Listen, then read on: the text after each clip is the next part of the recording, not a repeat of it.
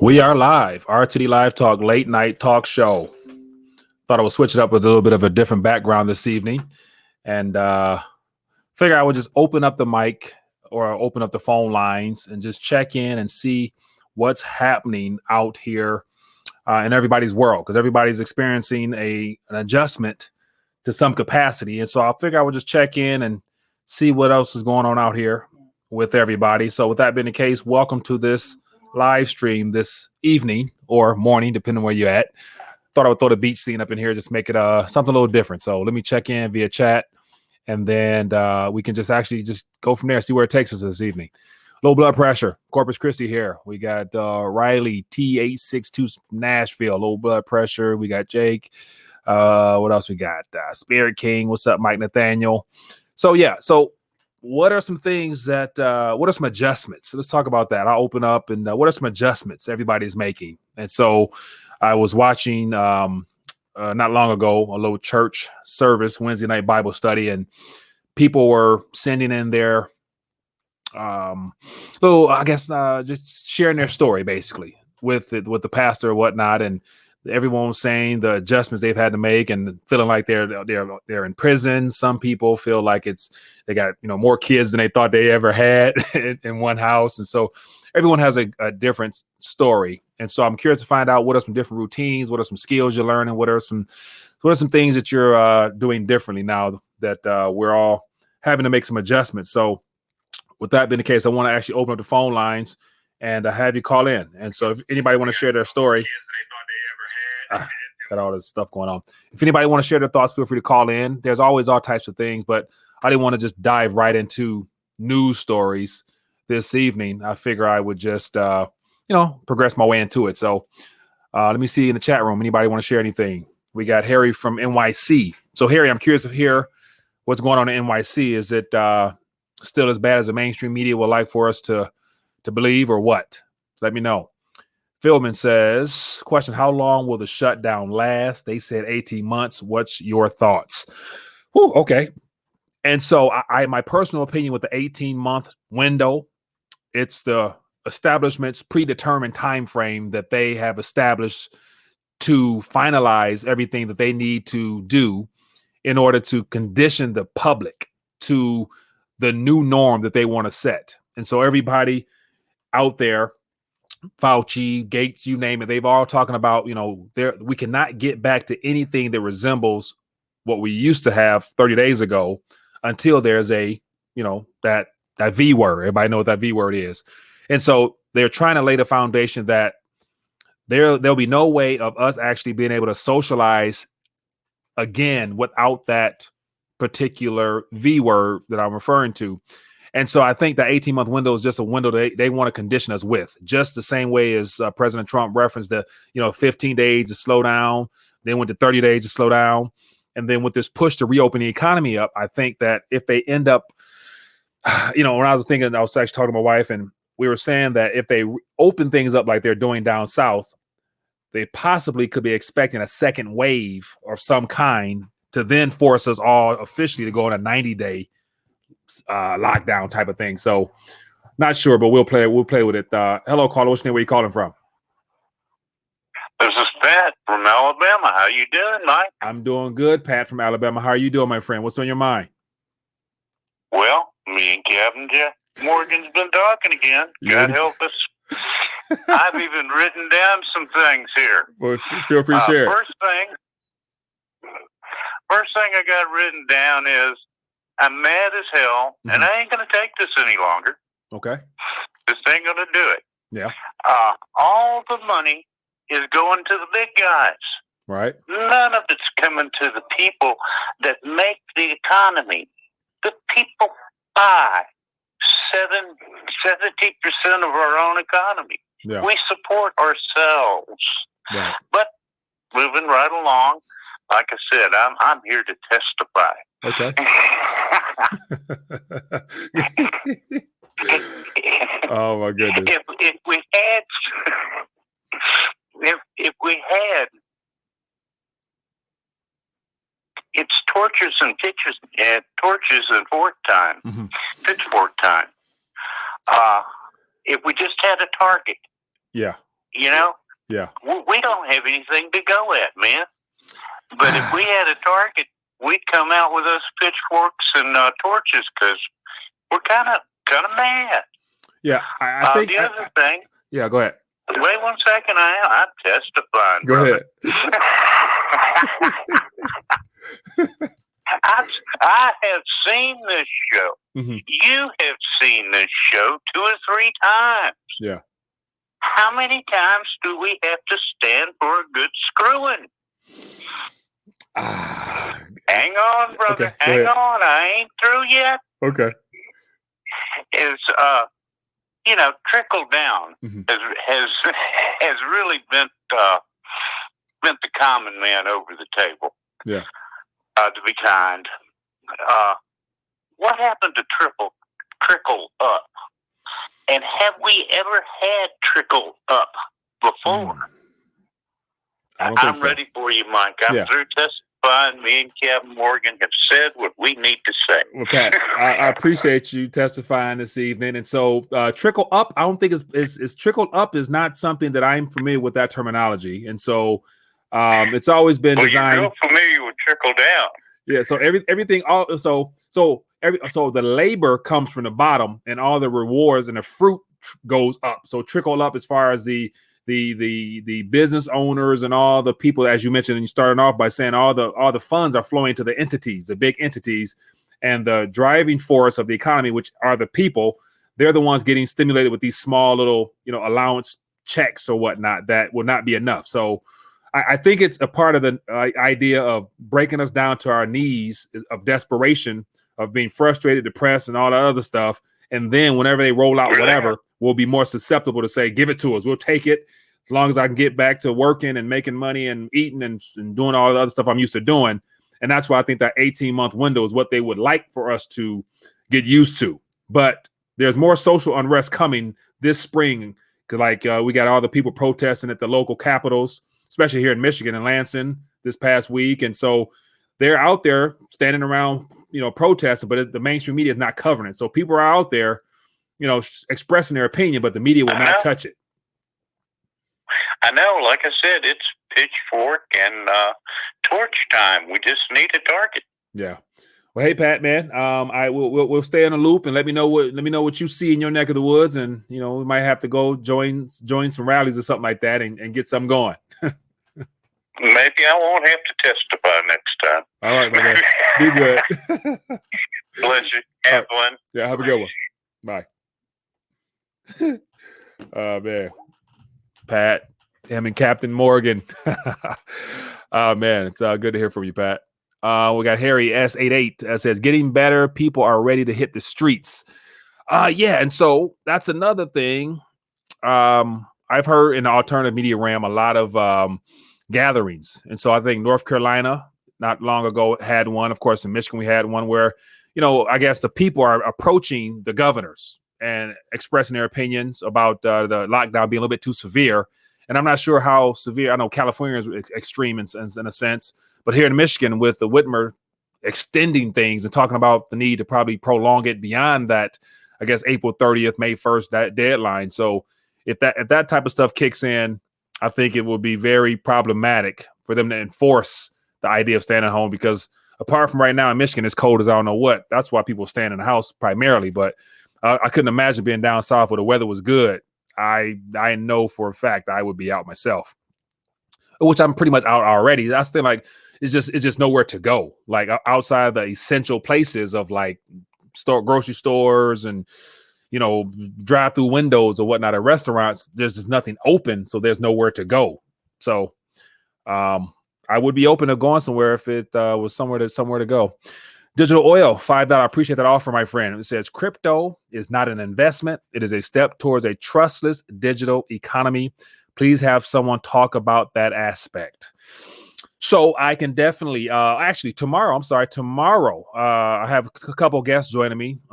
In the morning, I have Robert Wenzel, former guest, who talks about, he actually gave a speech at the Federal Reserve about how bad of a job they're doing, wrote a book about it. And so he's coming on tomorrow and assess his thoughts on it. And then having Rice Crypto join us at, I think, 2 or 3 p.m. tomorrow.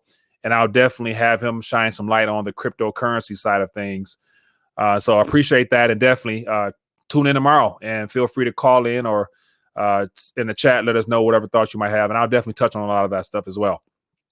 So anyway, the phone lines are open. People, let me hear some voices tonight. I want to hear your voice and hear what's going on in your world and see what's going on. Digital Oil says your guests have been too Bitcoin centric. Yeah, so I personally, outside of Bitcoin Ben, who joins me weekly on a weekend and whatnot, good friend, and I typically never really followed the cryptocurrency space. And so having Crypto Blood on, another fellow Detroiter, and then also having Reggie Middleton on.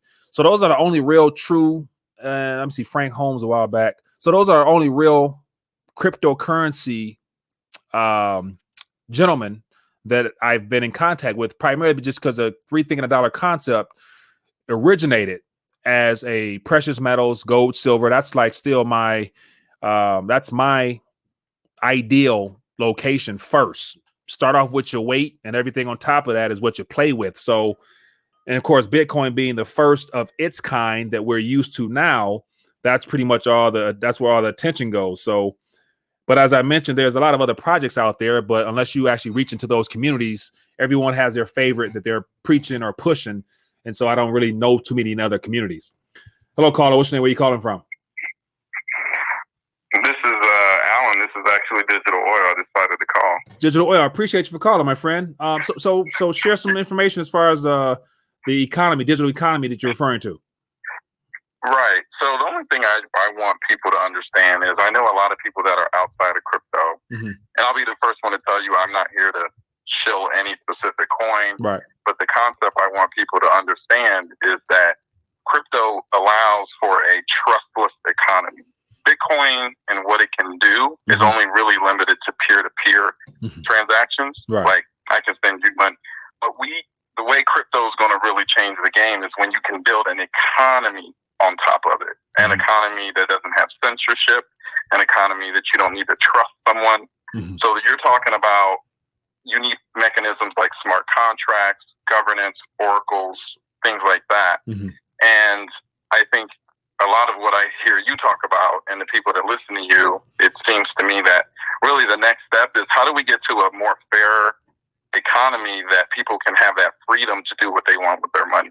And that we can have that. I don't think people realize that because everyone is just so focused on Bitcoin and it's very limited right now. So yeah, that's all. I just want people to understand that. Yeah, fair enough. And so one of the things, and so I'm not sure if you had a chance, so several months ago, I used to do my skeptics of was it Bitcoin skeptic or skeptics of a Bitcoin confession or something like that, where I had 4 or 5 videos where I threw out things that concern majority of people that's not aware of the cryptocurrency, cryptography space. And so one of the things that I always question is, the technology is unique in of itself. I think the fact that we're heading that way by default because they want us to go digital into their own centralized whatever, and they're going to incorporate it. And so even the guest yesterday we're talking about AI, robotics, and all that stuff like that. That's all going to be included in whatever they throw out in the next 2, 3, 4, 5 years that we're going to have to participate in regardless. And the issue I have is that as of now, anything we do as far as trying to create an economy for ourselves via peer-to-peer or whatever is going to take place through this device we're talking on now, a phone. And those phones come from corporations that are in bed with the same people that monitor internet. They build the chips and the micro and all the processors that have back doors in them. So will there be a such thing as a digital free economy when your phone is a tracking device and they can see what you see? I think we have that possibility. I think we have that possibility because of things like privacy on these different protocols, smart contracts. There's a lot going on where they're really focused on maintaining privacy, maintaining freedom. And I mean, Android code is open source. Someone can take something and rebuild it. You can get phones. Yeah, it's not going to be a Samsung phone because they're already, they're a big corporation, but we can get there. And I just don't think people realize that we can get there. Yeah. And we need to start talking about not just crypto as an investment. Like, why do you want to measure it in fiat? Right. I mean, or government, like, why do you want to measure Bitcoin in US dollars? That goes against the whole point. The dollar is going away. Why are you measuring in something that's going away? Right. So we got to think about, like, one of my principles is it's not about the price of crypto. It's about the capability of crypto. And that's why we got to start talking about digital economy. So I'm all about crypto, not in terms of an investment like make more money or make more. No, I'm about how do we disrupt the current game and how do we build this digital economy in a trustless way. And there's a lot of coins, and I'm just saying some that have this possibility. Right. Tezos, Ethereum, Cosmos, anything with smart contracts and governance is going to build that. So that's all I wanted to say. Well, hey, man. I love what you're doing. Appreciate it. Well, thank you.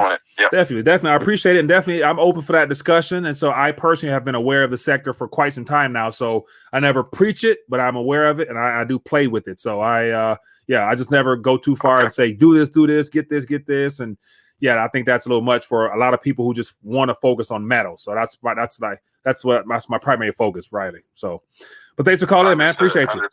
All right. Be good. Thank you. Yeah. Good stuff as always, man. Appreciate that call.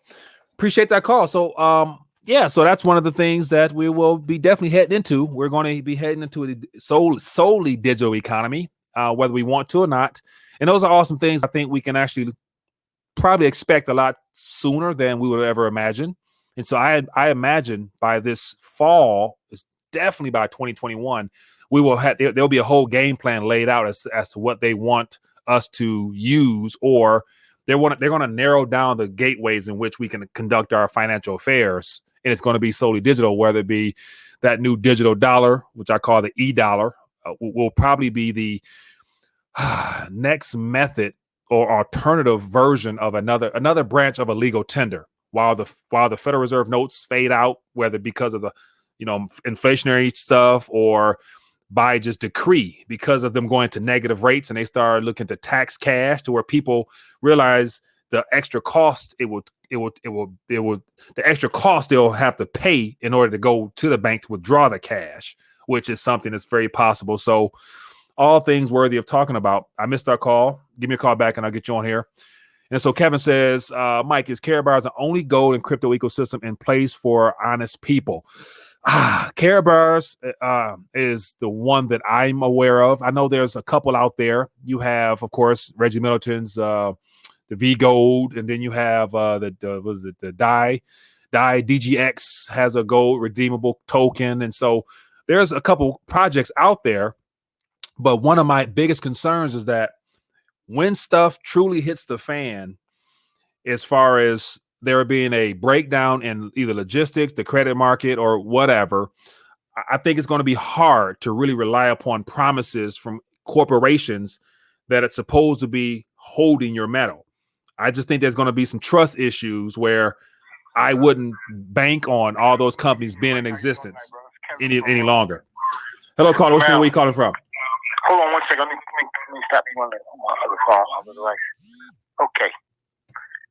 Started going to my question. I posed a question to you. Now, the question was: is Karatbars the only ecosystem set in place for the honest individual on the planet right now? Is it the only? It's the, I guess. No. I don't mean like only like the only one. Yeah. I mean, are they in position right now for the average honest person to take advantage of it and have an alternative to the beast system? Mike, you know what I'm talking about, bro. Right. Yeah, so definitely, I think let's get down to the nitty gritty, Mike. Let's get down to the nitty gritty. Let's not skip over. Let's get down to the nitty gritty because everybody's offering assistance and help, and nobody's got application. Okay, Now as far as the privacy, let me speak on the privacy, and I'm gonna let you run with it because I know you got a lot to say on this. The privacy is what we're offering the public. The blockchain encrypted phones and laptops, they can't tap them, they can't track them. You got your freedom and your privacy back. Now, Mike, I'm gonna let you go with it, brother. Now watch this. As far as the product, the two products you're referring to, the K1 Impulse and the WIM, those are devices that if they meet their, because right now I've yet to get mine, so I'm still waiting on my K1. And so when I get it, I can verify it. But until the boys are actually in people's hands at a mass level to where they're out there. Okay, but that's really a new point because I got friends that got the phone in the laptop right now. Yeah. So it's not like they're not issuing the privacy devices. The devices are being pushed back because of what's going on with the COVID-19 going on, deliveries. That's what's going on. Think about this. If this thing lasts as long as they probably would like for it to, I mean, we may not be getting much electronic goods out of China the way we have in the past, wherefore anything like that could be on hold because you better believe Samsung and Android and all those major players go get theirs first. Hold on. That's incorrect. There's some of those guys don't have out their hands in our phone. Our phone is developed by crypto tags. Oh, no. Samsung, I'm aware of that. Samsung, those guys. Yeah, but what I'm saying is... They don't have their hands on our phone. Right. No, what I'm saying is, I'm sorry, from the logistical standpoint, like China will probably, because like the major phone players, they get first dibs on all types of products and services and devices and gadgets. And so I'd imagine China will be very friendly towards them because there was $1 billion companies. And all of the smaller companies, such as the crypto data service, they may not be as they may not have as much of a free flow as the big boys, which could slow things down, not hinder it, but slow things down a little bit, to where they won't be able to mass produce and get it out there and flood the world with privacy devices. You know what I'm saying? Because the powers that be don't want people to have a actual private type of device in their hands with no backdoor to it. So they can probably nip that in the bud quick if they choose to, which could throw another wrinkle on the plan. So, but it's out there though. So if you get one now, you might be good. For your show, Mike. I'm grateful for all your input, man, and you're really bringing forth solutions. Well, thank you, I really appreciate about you, the value you add to our life. Bless you, bless your family. Appreciate you. Father, bless you with wisdom, knowledge, and understanding, man. Do your thing. We love you, brother. Thank you, my man. Appreciate those compliments and the love, buddy. Be good. Be blessed too, my friend. Thank you, man. Talk to the time. Okay. Good stuff. I appreciate that call. So, let's get some more calls in, man. Let's feel free to call in. What's on your mind tonight? What are some things that concern you, excite you? Where are you at right now in your world? And I'd love to hear from you. Let me get this right. Missed our call. Got too many windows open. So anyway, give me a call back. We'll get it going. Let me just check in the chat real quick. Here's another phone. We got to get this one here. All right, here we go. Yeah. All right. Hello, caller. What's your name? Where you calling from? Hey, this is Tim from Nashville. Tim from Nashville. What's up, my friend? Give me some good news. Man, it's the Bill Hicks bit that I keep telling everybody who talks to me on the phone. Look out the window. The sky is not falling. Life is still good. Yeah. You still got breath in your body, and therefore there's opportunity out there for you to go get it, my friend. That's very true. Yes, sir. One thing I just wanted to say was, I don't know, maybe everybody is just bit the Bitcoin bug, or maybe I watch a little too much Silver Shield, Greatest Truth Never Told. Yeah. But at the end of the day, the government's going to get theirs. The government, if they create a digital dollar, there's no way they're going to let any digital currency be out there. If you were Waco, Texas, a small little commune, and you started your own currency and we're trying to trade it out elsewhere, they're going to shut you down. It's not going to be possible to have multiple currencies being traded, and then they think that the Samsung's going to be able to not.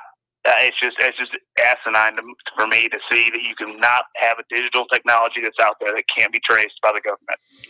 Yeah, and outside of the cryptocurrencies that have been touted as privacy, you got some big names, you got some small names. The technology is there, but at the end of the day, it's on a device that has backdoor access to it. Outside of whatever privacy style operating systems that come on phones moving forward, it's still one of them things where I wouldn't want to find out. I wouldn't want to find out the hard way as to whether or not my privacy was broken, and you lose out on a lot of funds or have your phone hacked, or because cybersecurity and all that stuff is still going to be a problem as well. That's not going anywhere, and people find new ways to hack all types of stuff. So, that's another thing to be concerned with. But exactly. Hey, Tim, I appreciate you, my friend. I always tell everybody, get your weight up and think like a pirate. There you go. Thanks for calling in, my friend. Have a good one. All right, you too. Think like a pirate. That's a good one. Oh man, good stuff there. So just tonight's open night, man. I just want to hear what's on your mind. What are some things that excite you, got you concerned or frightened or whatever? Wherever you at right now, because everyone is adjusting to this new reality that we're in. I would love to hear what's on your mind. Hello, caller. What's your name? Where you calling from? Hey, Trader Steph. Trader. Who's that? Trader Steph. Trader Steph. How you doing this evening? What's going on with you? How you doing? I'm all right. I'm seeing you there live. I think there's a delay. It probably is. Let me turn down the volume there. All right. So what's going on? I'm looking at the gold chart. All you gold bugs out there. We have a lot of buying going on today, and it looks like we're going to tap that 1733 maybe overnight or tomorrow. We'll see how that works out. So gold chart's looking real good.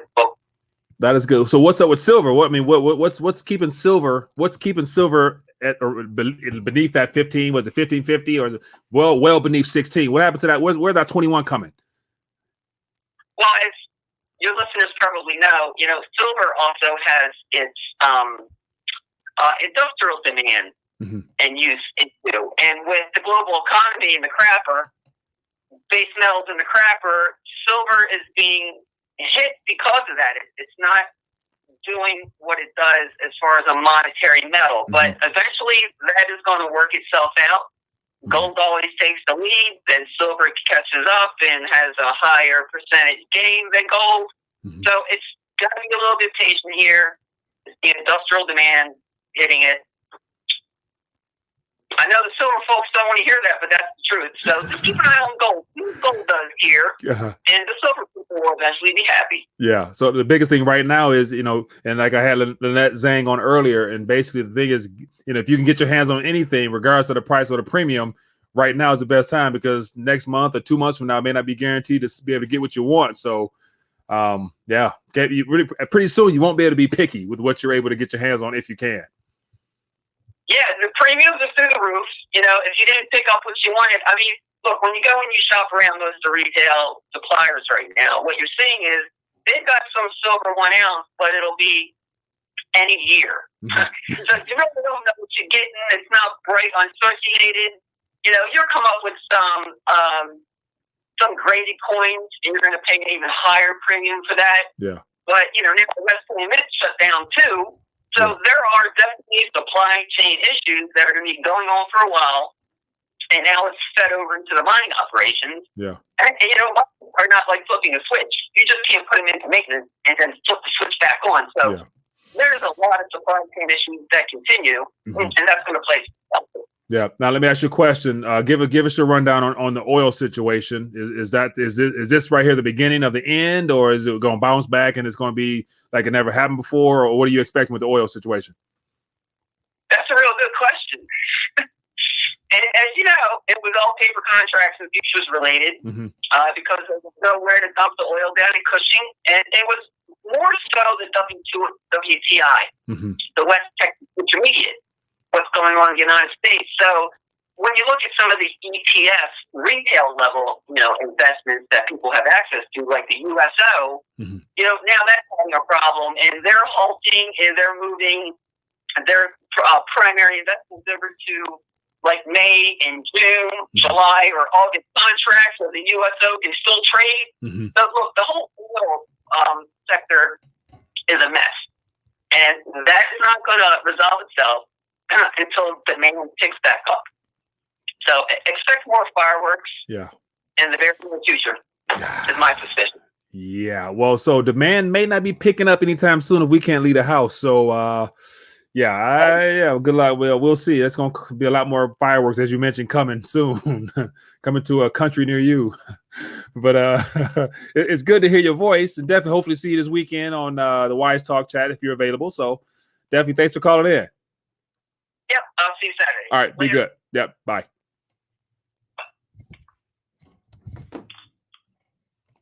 Yeah, man, I appreciate that. It's good to hear a voice. We got more calls here. So, topic is, what's on your mind? Give us a rundown on the oil stuff, Mike. Yeah, how you doing? What's your name? Where you calling from? This is Anthony calling from Dallas, Texas. Anthony from Dallas, Texas. How are things down in Dallas, my friend? Give me some good news. Oh man, it's everything's Gucci, as they say. But for the most part, people are still kind of frustrated that they can't move around as they normally do. But for the most part, everything is looking good. Yeah. Let me ask this question. Yeah, go ahead. Now, we've got both camps that talk about gold and silver and the cryptocurrency. And what I'm trying to, and I understand your position on, getting your weight up, and a lot of the callers that call in that talk about that. But when the dollar is finally devalued, then what will these precious metals be? How would they be utilized in order to continue to conduct commercial and private transactions? All right. So, based upon prior historical events, when currencies go belly up, it's reflected in the actual paper price of that metal. So right now, gold is $17.35. If stuff hits the fan severely, we could be looking at, like some people say, 10,000, 20,000 is what it'll take in these notes here to get 1 ounce of whatever. And so, to me, metals are like sponges. And so, as the central banks and governments go crazy, all that liquidity is absorbed into those metals, and they're used to then ring out in the next monetary system, or as all the other assets crumble, the price of those will be far less than an ounce of whatever. You can squeeze out a little bit into either direct purchase or that next currency that will provide you a lot of purchasing power in that new economy as to whatever it is you want to buy. And so if they're going digital, as you talked about, and I can kind of see that as well, how will gold play into that? Because they're going to devalue their dollar, their paper currency, and possibly even get rid of it. How is that going to still keep you in a sovereign status as far as like being able to handle, deal with people privately? Right. So you're still going to have to go through their system and all in order to interact in commerce. Right. Unless, of course, the other party has some form of means to accept payment for goods or services. Right. Does that make sense? Yeah, it does. And so it's going to be, I think, a twofold way of doing business. You got the barter method, where it's like, what metal is, I know what it is. If we can prove it's real, you'll probably be willing to accept, 1 gram of gold, which you probably say worst case scenario is 5,000 for just 1 small gram in exchange for a car or something like that. And on top of that, I think it'll be easy to go down to your coin shop and probably redeem some of those metals into that digital whatever. And of course, I think the taxation is probably going to be extreme. So you might not want to redeem it in the new digital currency, because the tax on top of the capital gains or whatever they're going to try to throw at us will be so severe. I can see people going actual coin to hand in transactions. And then if we have those privacy coins or whatever that might be on the side, like in a black market environment, you might be able to interact with those on your phone as well. So I think, people will find ways to create methods to do business with each other outside of the open eye, like there is now. So the problem is it might be considered illegal, but we'll see. So in other words, you're saying conducting private transactions amongst each other. Correct. Through barter or privacy, whatever comes about. So I still believe those privacy coins will be around. Privacy style ways of transacting will still be around. Now, how it's probably frowned upon or illegal, but people will still use it if they can, find a way to get out. People are gonna test the limits to see what they can get away with. So watch this, as you say. Watch this. So if you're conducting business privately, the government, according to their Supreme Court, they can't impede the obligation of contract privately. So if you got a contract with, say, for instance, a car dealership, and they accept gold and silver for their product or service, and it's a private dealer, then therefore they can't pose any type of taxes on that individual for conducting a private transaction. That's according to their law. I'm not too familiar with that in depth. I think we should start to kind of look at it from that perspective as well, instead of interacting with them directly and seeking their permission to conduct private commercial and transactional affairs amongst each other. Yeah.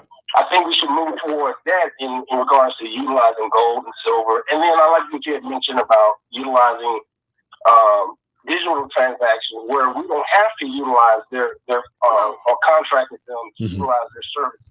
Right. To, and end up getting taxed upon. Right. And then also, that's lawful. Right. And then also keep in mind, there's, I think, 4, 5, 6 states now that have made gold and silver legal tender again to where you can transact in that. And I think more states hopefully will jump on board to where they'll create their own platforms that you can store your metals with them and use your debit card as a gold, silver, debit, credit transaction, or they have small little gold style notes that the people can use amongst themselves in smaller communities where it's trustworthy, it's verifiable, authentic gold and silver. So I think, the people can get back to, using amongst themselves. Problem is, majority of the people don't know it's real, real money in of itself. So, but they will. There's going to be different ways of getting it done coming. I hope by listening to your show, which I'm a proud component as far as like getting the word out about your show and directing folks your way. I hope that they will be able to see the benefits of this knowledge. Well, thank you, my friend. Go forth and take care of themselves instead of leaning on this government that's failing us constantly over and over again. Yeah. Well, hey, man, I appreciate your support, and I appreciate you going back and forth with me tonight. Thanks for calling in. Sure thing, Mike. Take care, brother. Be good. You too. Good stuff, man. Good stuff. I appreciate that. And we have another call here. Make sure it's on. Give me 1 second here. Here we go. Hello, caller. What's your name? Where you calling from? It's Bob from Illinois. How you doing? I'm doing good, my friend. You say it's Pat? You say? No, Bob. From Illinois. Okay, how you doing, my friend? What's on your mind tonight? I called you. I just want to ask you, this is kind of weird because I'm watching you on the computer and on the phone and the timing is off. Yeah. Yeah, it's behind. But anyway, so now there's this talk about different states are going to open up. Mm-hmm. Is that happening there in Michigan or no? Officially, our governor here throughout of course, the April 30th time frame, but she's threatening going maybe a couple days or a week after that, based upon the narrative from the hospital sector as to whether or not it's they're containing numbers or whatnot. So she's flirting with going after May 1st or something like that. I think I read, but it's not really something that's that tight to where people are actually staying home, but it's just nowhere to go outside a grocery store. So, but it's not real tight. What are you seeing in your area? Yeah, actually, there was a video put up. What's his name? Can't think of the guy. Well, anyway, supposedly Atlanta, they're going to open up Friday. Yeah, and some of the stuff then on Monday. Yeah, so, and I'm here. I'm right on the border of Indiana, so I live in a small town, and there's hardly anybody here wearing masks. People are moving around. They're talking about everything's fine. Why is this going on? It's just crazy. Yeah. Yeah, I'll put it up on the screen here. It says plans to reopen Georgia get backlash from mayors, mixed support from businesses. So everyone recognized that if there is no economy, if there's no flow of people back and forth producing and going to work and stuff like that, there is no economy, and things will only get worse. So I would personally say let people, if they choose to go to work and subject themselves to the possibility of getting sick or whatever, let them make that choice. But yet you can't make everybody stay home and force them, whether or not they have prior health conditions or not. Let them decide as to whether or not they want to put their life out there like that. And I just say let people make a choice for themselves. But they got to put out there they're leading us down no man's land. Yeah, well, yeah, and I agree. I mean, I have not stayed one day inside. I go out, no problem. Mm-hmm. No problems with people. I don't see anybody sick. There's nothing, right? Yeah. So this is, to me, this is all crazy. But as a Christian, Mike. Yes. Are you familiar with Ezekiel 7:19? Not off the top of my head, but feel free to let me know. You know, there's all this talk about gold and silver, right? Yeah. And okay. And so actually Ezekiel 7:19, I know you're a real good Christian. I've been watching your channel for a long time now. Well, real good. I'm in training, put it like that. But go ahead. No, I know you trust in God. So. Well, thank you, kind sir. But yeah, Ezekiel 7:19, they shall cast their silver in the streets, and their gold shall be removed. Mm-hmm. Their silver and their gold shall not be able to deliver them in the day of wrath. Yeah. And you know what the day of wrath is, right?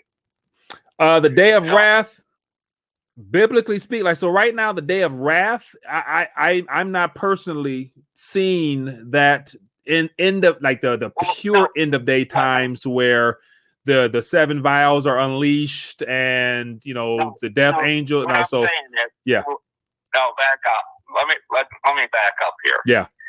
I don't think I think we're in the Great Tribulation, but okay. We as Christians will not see the day of wrath. Okay. Okay. But what I'm trying to convey is, if you're a Christian, you don't need to trust in that. What your trust is Jesus Christ. Oh, hands down. No doubt. Okay. No doubt. No doubt. That's all. I really needed to say that, and I appreciate you letting me say it. Oh, no problem, my friend. I appreciate you for bringing that to my remembrance, because one of the scriptures that I am heavily meditating on, I'll pull it up right here so everybody can see it, and it has to do with 6:23. No, let me see, which one is it? 30. So in Matthew 6:33, I'm sorry. And so it talks about, you know, this current time frame of, you know, not seeking all the things, but yet rather seek first the kingdom of God and his righteousness, and all the things shall be added unto us. And so that right there requires a little bit of faith to believe that, you know, we're not able to sow, and most people can't reap right now because we can't work. So where does our bread come from? And the Lord said, you know, have faith and just seek his kingdom, and it'll be added to you. So that's one of the things where, you know, it takes faith to believe that the Lord's going to work right now in the midst of us not doing anything and still add and provide for us. So, yeah, but right now, this getting our daily bread is a lot more important than gold and silver at the end of the day, of course. Yes. Amen. Well, I appreciate your calling, my friend. I'll be honest. My life is a lot better because of my trust in God. Mm-hmm. And I suggest all you people that are watching this, you need to do that. That's the real savior.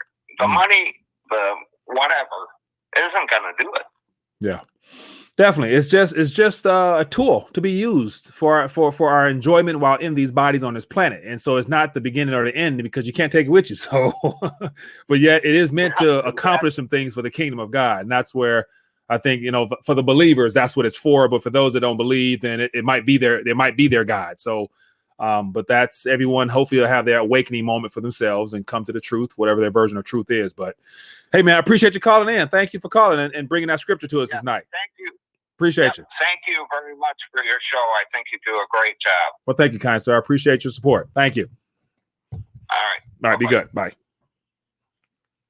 And so let me, before I move forward, I want to acknowledge the super chat real quick. So Vince Grant, how you doing, Vince? It says, hey, my brother, the grid might go down. We need to prioritize food, guns, and then finally silver, like the caller said early, be wise as pirates and gentle as doves. God bless, my brother. Appreciate you, my friend, for that love offering. And definitely, I threw that question out to Lynette Zane today about the possibility of the grid going down. And she agrees as well that, you know, it just seems like that might be something fitting for the powers that be to throw into the mix to really add some more confusion on top of what's going on. Hello, caller. What's your name? Where you calling from? Mike, Tony from Oakland. How you doing, brother? Excellent now, my friend. How you doing? Give me some good news from out in your neck of the woods. Oh, I'm out taking a walk, fighting with people, getting a haircut, man. Crazy, right? Yeah. So they got us, Mike. I mean, just look at these people around here. They're going to open up Atlanta. I think Atlanta's the trap. Yeah. Because once they open up Atlanta, they're going to say, see how you guys did us? Now we got to go back in confinement. You guys always messing up stuff. Yeah. Because Atlanta is the blackest that you can get. Yeah. Now watch this. So it's governors talking about opening it up. Like either they're feeling pressure, and so will they be willing to take the blame as well or no? Oh, they're going to get the blame because Trump ain't going to take it. Trump's already dishing it off of him. He is not going to take the blame for this. Hey. And go ahead. No, I was watching, I think I was watching a press clip from his interview last night or his little task force meeting, and he takes credit for everything. But I'm thinking, like, does he ever take the blame if something doesn't go right? Because as of now, he is perfectly, he's 10 for 10 on all the operations leading up to everything with this whole pandemic, and he takes no credit for anything going wrong. And so he always say them they or them Democrats or yeah. So you know how he gets 10 for 10? How's that? Double talk. Good point. That's how you get 10 for 10. And there's no way is he going to take credit for this. He's going to say, "I told you so." And if you had to listen to me, reelect me, please. Yeah. And that's what's going to happen. And people need to wake up to this whole thing, man. It's a charade. It's a farce. We have been hoodwinked and bamboozled. Yeah. And I told the people out here, and said, once you guys went, and California's notorious for lawsuits. Mm-hmm. They don't care. If you look at them wrong, they file a lawsuit on you. They when they wake up to find out what's really going on out here, they're going to be civil rights attorney, get your gear up because it's coming. Oh, man. And then just walk it back. Walk it back. If you let open up the economy, you're already looking at 30 million unemployed. Mm-hmm. Who's going to pay for that? Yeah, and that's the thing. Like a lot of those businesses to that 30 million and 30 million plus, they're not open. They're not reopening their doors. So unemployment was going to remain high no matter what. Right. And I just there's no way they can open up. Yeah. And even if they open up a little bit, they're going to shut it back down and then find some scapegoat as to why we can't do this. And people are eating it up. Yeah. People are eating it up. So I don't want to take up too much of your time, but I just want you to keep an eye on Atlanta, watch them be a trap. For sure. For what's really going on. Yeah. So Florida as well. So Florida's another hot spot. They're two in the same neighborhood. Yeah, but Florida got the money. Florida can lie. Florida can pay their way out of this. Atlanta can't. Yeah. Well, but hey, we go see, my friend. Appreciate you. All right, my brother. Be safe out there, man. Yep. All right. Bye. Good stuff, man. Appreciate you calling, Tone. Yeah, man. So yeah, give me a call. Feel free to. We got a little Russian out there in the chat. I don't know. I can't speak it, so I'm not gonna mess with it. But feel free to let me know what's on your mind, and we can go from there. Let me see here. Get this call. Hello, caller. What's your name? Where you calling from? Hey, my name is Ricardo, and I'm calling from Missouri City, Texas. Ricardo from Missouri City, Texas. How you doing, man? Give me some good news. The good news is, my brother, I'm still working, and I'm one of the essential people out here truck driving. That's good, man. That's good. Keep doing what you're doing. How is everything in your neck of the woods? Anything out of the ordinary happening around there? Is everything is normal, like calm as can be over there? No, everything's pretty good around here. Everything's still kind of shut down, and traffic is kind of build back up. I don't know where these people are going, but hey, they're going somewhere. Oh, man. See, you got good weather, man. So I'd imagine just being able to go to a park or just drive around, roll your windows down, man, is worth it. Because we had one day like last week where the weather was good. I just drove. I just filled up and drove for nowhere. Drove in circles just to get some fresh air, man. Well, I tell you what, my wife is a caregiver, and she takes care of an autistic child, and can't do much, but she goes to the park, man. She puts him in that buggy, and she runs him around that park and watches him and gets a 2-mile workout at the same time. Oh man, so, we got to do what we got to do to make it happen around here. But the reason why I called is that that guy that was talking about silver that's up there in Dallas. Mm-hmm. I don't know if he knows it or not, but the pawn shop that I go to, precious metals are tax free. they are deemed as a investment, so there's no taxes on it. Yeah. Yeah, shout out your precious metals dealer real quick, man. So people in your area maybe able to get a chance to go over there and get some if he still got anything. Oh, I'm pretty sure they do. It's a LaPorte, Texas pawn shop. I can't remember the name right off the bat, but it's off of down there by Barber's Cut. Uh-huh. And locally, they'd be like, I know what you're talking about. That's down there by that Whataburger. Well, hey, man, I appreciate you calling in, my friend. Be safe down there. All right, man. You take care. I'm just checking in. Appreciate you. Thanks. All right. Bye-bye. Good stuff, man. Good stuff. So I see we have Dark Sage from over Twitch tuning in. So I'm streaming on Twitch as well. I appreciate you for tuning in, my friend. Says, I think you are going to see an electoral shift this year because of the health scare. I live in Oregon, and most people outside the city of Portland and Salim are not happy with the Democratic control House of when governor. While Oregon is a blue state, within the next 2 cycles, I see it becoming a Republican stronghold. Appreciate you for sharing that, man. That is some good information out there. We have Mr. Carlos Diaz says, thank you. I appreciate you for that love offering, my friend. Appreciate the love offering. And so we'll go a couple more minutes and find out what's going on. So feel free to give me a call and we can keep this thing moving right along. And let me see here. What else is going on in the chat? My English. So looks like my English is Roman Barkov. My name is Roman Barkov. Roman, I appreciate you, my friend. What country are you in? Let me know what country you're in and how are things in your neck of the woods. Curious to find out. Says, Mike, you never pop up on Facebook. Yeah, so Facebook with this streaming service is having some issues, so I didn't bother to add it tonight. I'll just put the replay up there and go from there. But what do you guys? So I'm seeing more articles about drones and helicopters doing like little night vision watches, and they just patrolling areas. And if people are outside, I think it's definitely. I saw some drone footage today in Mexico where, they put it up in the air, they just let it cruise around neighborhoods. If they see people, they send troopers over there and they break up stuff and find them and arrest them.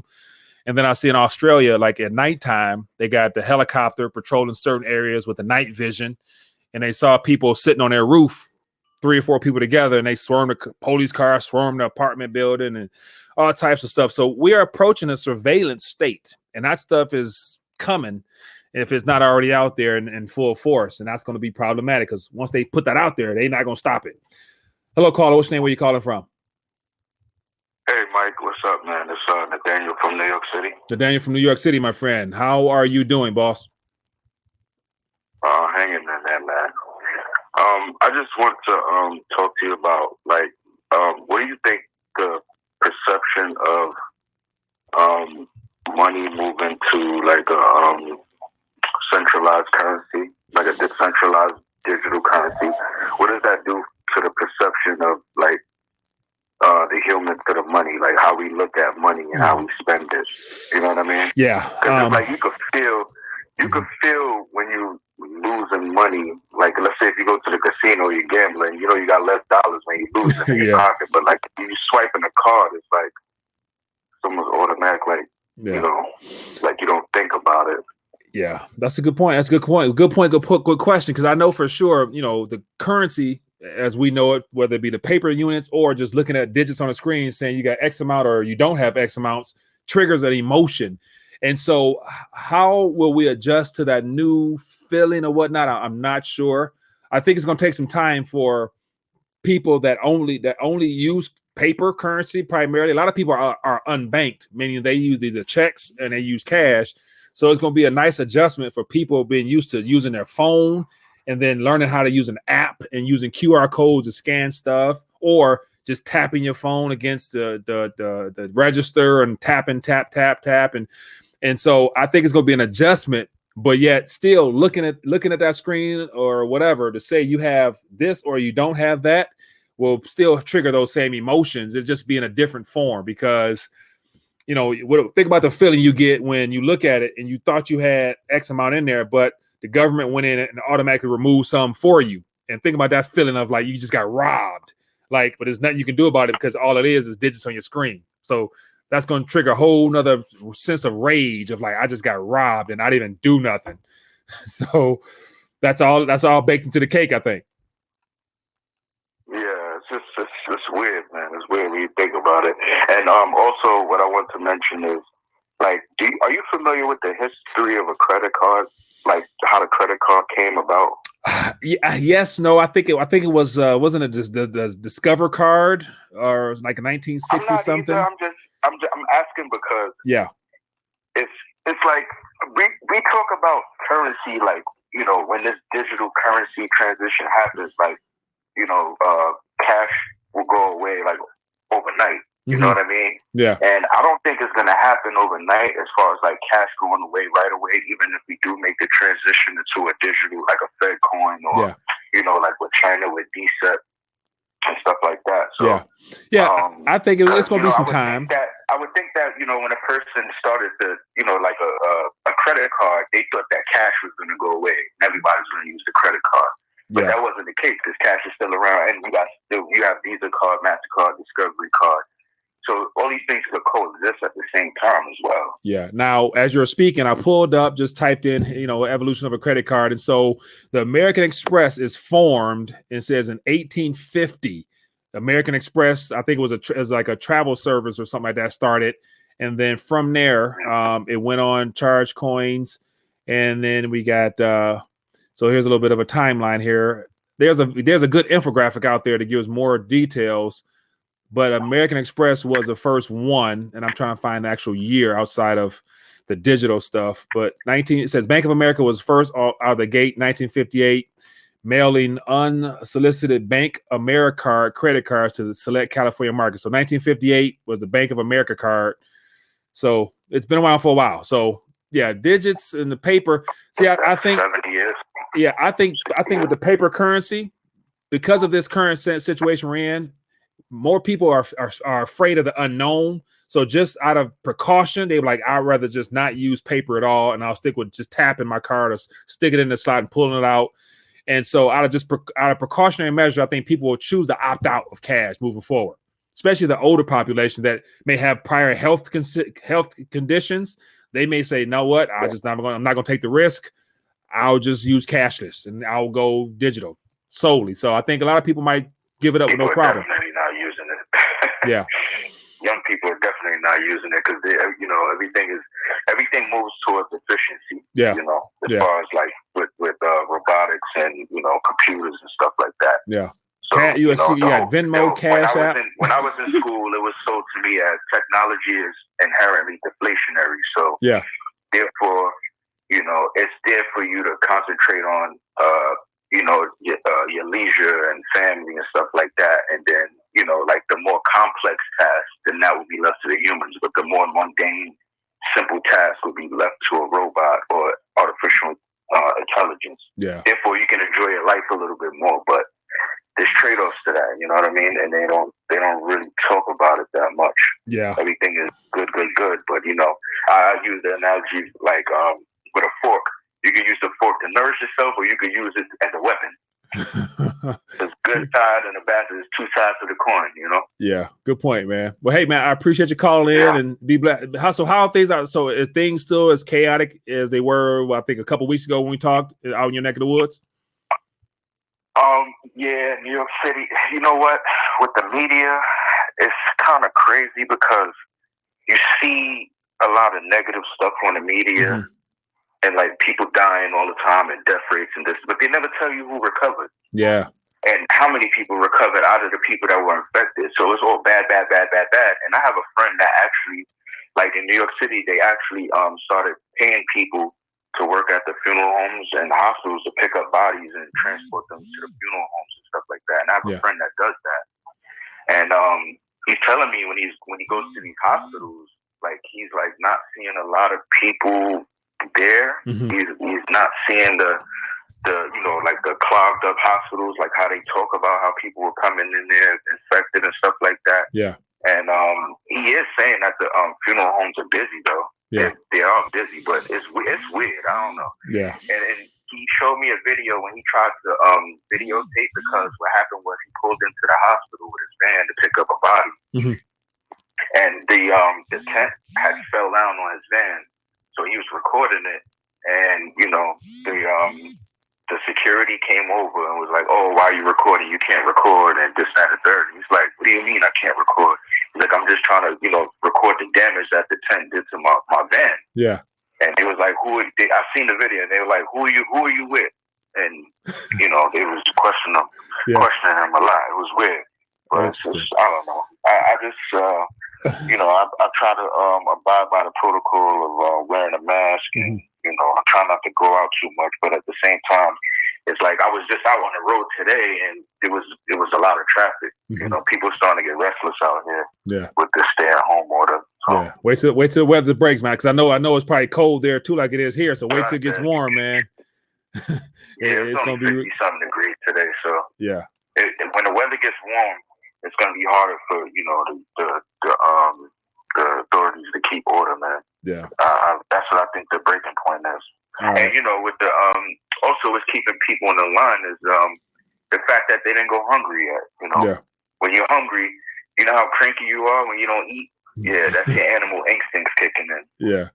So yeah, when we start seeing those food shortages, then you're gonna see people act like real animals. Yeah. They're already getting a little antsy because of the 6 feet in personal space thing. Yeah. So, well, hey man, you're seeing a lot of that. I appreciate you as always keeping us in tune, and I want to just it shows right here. So it says the Diners Club card was the first credit card in widespread use in February 1950. So I had to look that up, but I appreciate you, man, for calling in, and be blessed out there, man, and stay safe. Yes, Mike, you do the same, man. I appreciate your show, man. For sure. Thank you. All right, bye. All right, take care. Bye. Good stuff as always, man. Good stuff as always. So we are on that hour point, people, and that is all she wrote for this evening. As always, it's just good to connect and check in and just, get a chance to just talk about whatever and get a chance to see what's going on in your world. And so thank you for participating and calling in, and thanks for those who were blessed to the channel via super chats or whatnot. And other than that, we're back at it again tomorrow. And so tomorrow morning, make sure you guys tune in at 11 a.m. with Robert Wenzel. He's a author as well as a economist and investor. So definitely gonna bring a wealth of knowledge. And then I think at 2 or 3 o'clock, I have Rice Crypto on the show. So going to be a busy day tomorrow. So definitely tune in and definitely participate via call in or in the chat. So that is all she wrote for this evening. Be blessed, be safe. If you guys want to connect or be a blessed to the channel outside of the super chats, feel free. In the video description, there's some Patreon or some one-time donation opportunities there. All help is a blessing. And so appreciate you guys tuning in. Be blessed. Peace.